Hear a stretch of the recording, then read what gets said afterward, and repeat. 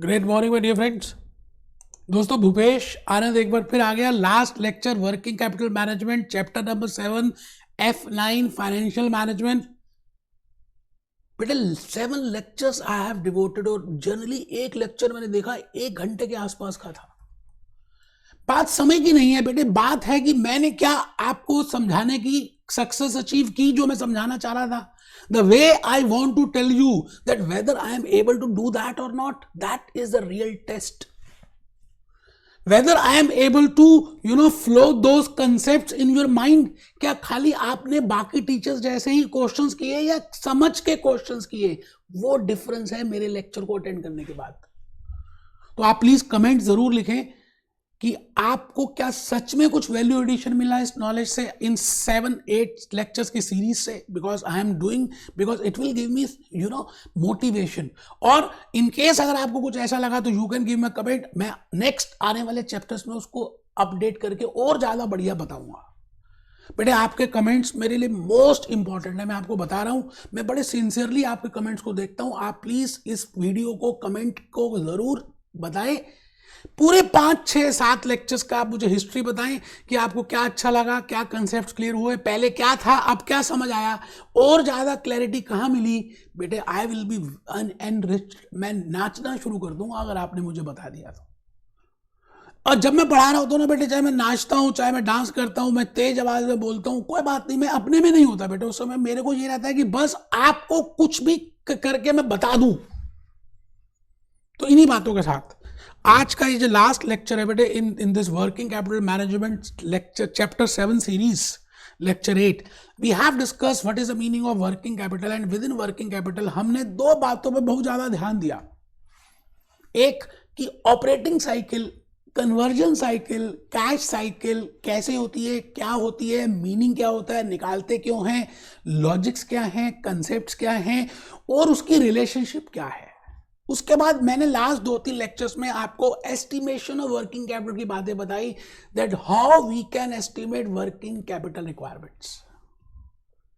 बस बेटे आज के इस लेक्चर में मुझे 3-4 क्वेश्चंस ही बताने हैं। ट्राई योर अंडरस्टैंडिंग के क्वेश्चंस जो हैं 5, 6, 7, 8, 9 छोटे छोटे क्वेश्चंस हैं, बच्चों वाले क्वेश्चंस हैं। मेरे को नहीं भी करा था तो आप कर लेते, मुझे पता था, बट स्टिल मुझे लगा कि दिस इज माई रिस्पॉन्सिबिलिटी। जब मैंने अनाउंस किया कि मैं पूरा चैप्टर 7 लूंगा तो आई शुड फॉलो दैट तो आइए टेस्ट यू अंडरस्टैंडिंग 5 करेंगे कैप्लन का, टेस्ट यू अंडरस्टैंडिंग 6 करेंगे, टेस्ट यू अंडरस्टैंडिंग 7 करेंगे, टेस्ट यू अंडरस्टैंडिंग 8 करेंगे, टेस्ट यू अंडरस्टैंडिंग 9 करेंगे।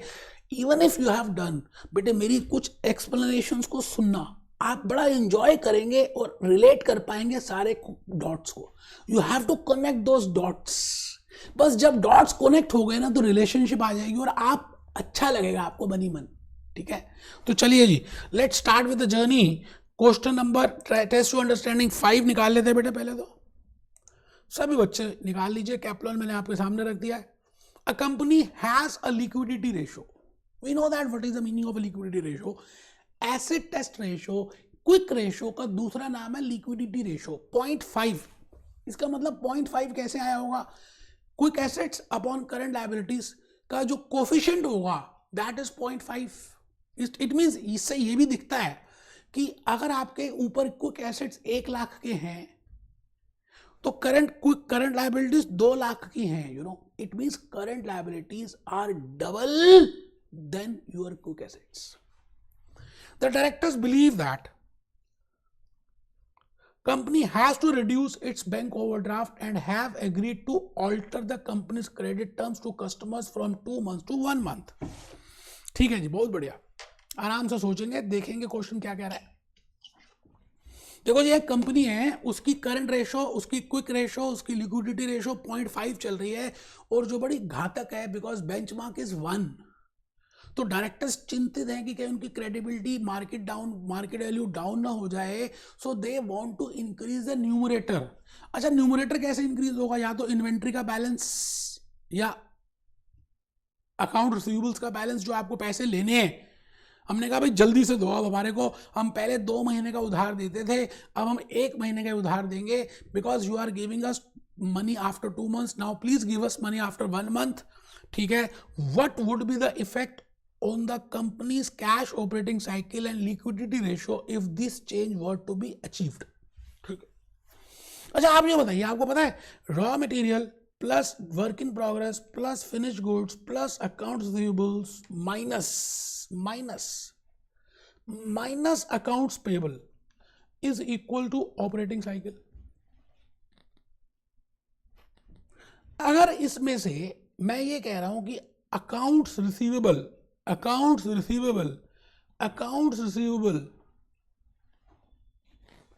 को मैं पहले 2 महीने का उधार देता था, इसका मतलब 2 महीने के कस्टमर्स इकट्ठे हो जाते थे. अब मैं कह रहा हूं मैं आपको क्रेडिट दूंगा नहीं 2 महीने का, I will be giving you 1 month. It means वो जो कस्टमर्स हैं अब 1 महीने की रहने वाले हैं क्योंकि वो कैश दे देंगे. तो आप मुझे बताइए कि अकाउंट रिसीवेबल्स का बैलेंस कम हो जाएगा या ज्यादा हो जाएगा.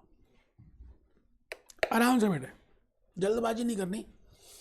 When I am giving a credit of 1 month instead of 2 months, at the time of 2 months, let the account receivable balance be 5 lakhs or $5 million or $5, कुछ भी. बट अगर मैं 1 महीने का कर दूंगा तो अब ये रिसीवेबल्स कम हो जाएंगे. अच्छा, जब रिसीवेबल्स कम होंगे तो करंट एसेट कम हो जाएंगे, डेज होल्डिंग पीरियड कम हो जाएगा. This holding period will be reduce by 30 days. अच्छा, जब होल्डिंग पीरियड रिड्यूस होगा तो ऑटोमेटिकली ऑपरेटिंग साइकिल रिड्यूस हो जाएगी. तो एक बात तो समझ आती है कि ऑपरेटिंग साइकिल में डिक्रीज आएगा. अब मुझे नहीं पता ए ऑप्शन ठीक है, बी ऑप्शन ठीक है, सी ऑप्शन ठीक है, डी तो ठीक नहीं है बिकॉज डी में लिखा हुआ operating cycle in increase. No, my operating cycle will, my holding period will decrease because I am decreasing the credit from 2 months to 1 month. अच्छा, अब लिक्विडिटी रेशो देख लेते हैं सो दैट कि हमें आइडिया लग जाए कि उससे पता चल जाएगा कौन सा आंसर ठीक है. लिक्विडिटी रेशो क्या होती है बेटे? Quick assets upon current liabilities. Quick assets बेटे, क्विक एसेट्स में हम क्या लिखते हैं? इन्वेंट्री तो वैसे भी नहीं लिखते. Cash account receivable upon current liabilities. अब लॉजिकली बताना, न्यूमरेटर कम हो जाएगा या बढ़ जाएगा? बेटे अकाउंट रिसीवेबल का बैलेंस कम हो रहा है तो न्यूमरेटर कम हो जाएगा. देख लीजिए, आराम से देखिए.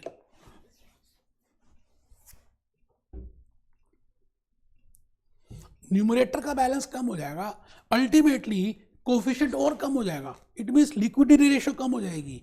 तो दिस इज द आंसर बेटे, डिक्रीज आएगा. तो फर्स्ट ऑप्शन ही आंसर है. नेक्स्ट में आ गया जी मैं test your understanding 6. The key trade off that lies at the heart of working capital. ये तो फर्स्ट लेक्चर में बता दिया था बेटे. लिक्विडिटी और प्रॉफिटेबिलिटी दो ऐसी एक्सेस हैं which are very important decision criterias and it is a trade off between liquidity and profitability. तो बेटे मेरे को इसमें डी ऑप्शन को बताते समय कुछ भी परेशानी नहीं हो रही, बहुत जल्दी इसका आंसर हम निकाल सकते हैं. Which of the following is not a symptom of over trading? I think I have already told you that what are the symptoms of over trading? When sales are increasing, ratios are increasing without any increase in the working capital. A rapid increase in sales revenue, yes, this is a symbol of over trading. A bank overdraft may reach the limit of this, yes, because you are getting credit में goods ले रहे हैं और credit में बेच रहे हैं. A decrease in the current ratio, yes. So वे पहले 3 तो symptom है, but क्वेश्चन कह रहा है which is not a typical symptom. और डिक्रीज इन पेबल, नो बेटे, पेबल डेज तो बढ़ जाएंगे बिकॉज आप क्रेडिट में सामान ले रहे हो और क्रेडिट में बेच रहे हो. तो D is the correct answer. ठीक है सर, आगे आ जाओ. लास्ट बट वन आ रहे हैं. A company manufactures a plastic outlet. The company buys raw material from suppliers and it allows 2.5 months credit. ठीक है जी. कस्टमर्स को अकाउंट रिसीवेबल्स को वो 2.5 months का क्रेडिट देते हैं. Raw material remain in inventory. Raw material को होल्डिंग पीरियड है 2 months. It takes 2 months to produce the goods. Work in progress 2 months which are sold immediately. Production customers taken on an average 1.5. अच्छा, ये payable है बेटा, मेरी गलती है. Accounts payable 2.5. तो आपको बताना है ऑपरेटिंग साइकिल. क्या बेटे मजाक की बात हो रही है? तो 3.5 और 5.5 और 2.5, 2 + 2 + 1.5 कर लीजिए. बात क्या दिक्कत है? 2 + 2 + 1.5 - 2.5, 3 आ गया, ये आंसर है। ये बेनिफिट होता है बेटा लॉजिक्स क्लियर होने का। Which of the following will shorten, मतलब छोटा कर देगी। तो पहले ऑपरेटिंग साइकिल लिख लेते हैं, R + W + F + D - C। Increase in raw material, अगर ये बढ़ जाएगा तो बेटे ऑपरेटिंग साइकिल बढ़ जाएगी, ठीक है, इससे तो डिक्रीज होने वाली नहीं है, ठीक है। इंक्रीज इन ट्रेड पेबल, अगर ये बढ़ जाएगा तो बट नेचुरल ये कम होगी क्योंकि ये माइनस हो रहा है, तो आंसर यही होना चाहिए, ठीक है सर। उम्मीद है आपको बात सबको समझ आ चुकी है और आप ईमानदारी से अब एग्जामिनेशन किट भी करने वाले हैं, और जो भी डाउट्स होंगी मेरे को बताएंगे, मैं आपके साथ रहने वाला हूँ।